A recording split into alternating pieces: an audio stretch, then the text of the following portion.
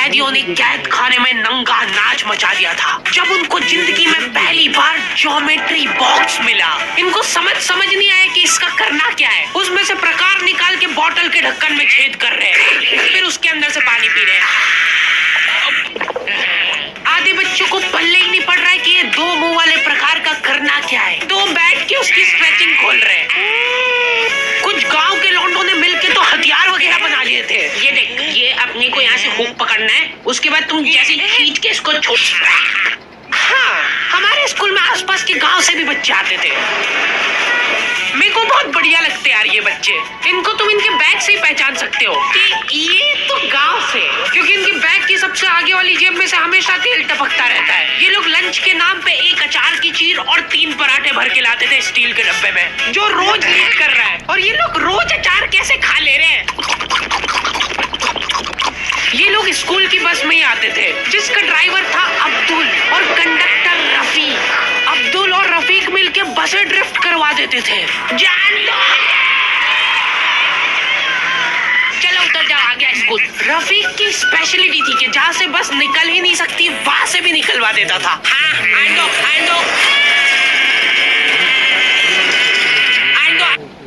निकलेगी।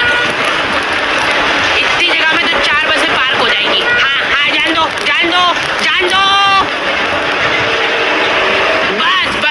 अब्दुल और रफीक बहुत डेडिकेशन के साथ काम करते थे। बारिश में गांव में बाढ़ आ गई है, गांव वाले बेचारे घर से बाहर नहीं निकल पा रहे हैं। बच्चों ने स्कूल की ड्रेस पहनी थी, वो वापस से खोल दी कि ऐसे मौसम में तो कहाँ ही जा पा रहे स्कूल। इधर अब्दुल और रफीक बस लेके आ गए बाढ़ में। आराम से निकलेंगे, आराम से चले लो। इतनी मेहनत करके जब ये सब स्कूल पहुंच रहे तो पता चल रहा है कि बाढ़ के कारण स्कूल ही बंद है।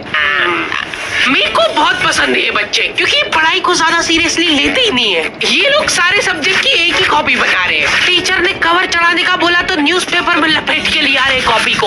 ये लो, चाय के कप के निशान दिख रहे यार उस पे। बेटा पेपर तो ढंग का लपेट के लाते हैं। 120 पन्ने की कॉपी में 5 पार्टीशन कर रखे इन्होंने अलग अलग सब्जेक्ट के, और उसमें भी छोटा छोटा लिख रहे ताकि कॉपी नहीं भराए। और ऐसा नहीं है कि इनके पास पैसे नहीं है कॉपी लाने के।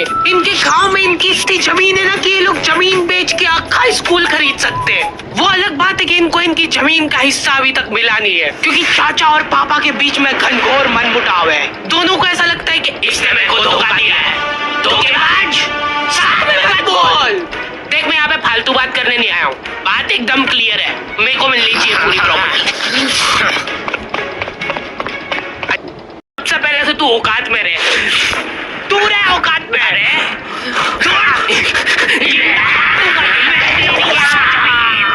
नहीं, दूर अभी चालू नहीं हुआ है। इनकी बहन दोनों भाइयों का समझौता करने के लिए रेफरी बनी है।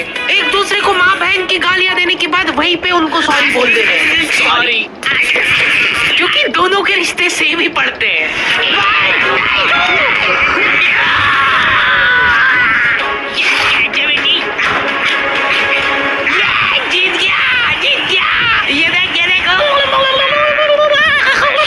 कोर्ट कचहरी में मिलेंगे तो अभी तक वो केस चल रहा है, और वो चलता ही रहेगा जब तक पापा या चाचा में से कोई मर नहीं जाता। हमारी क्लास के बच्चे बहुत बतौकड़े थे, इनके मुंह का थूक खत्म हो जाता था बोल बोल के।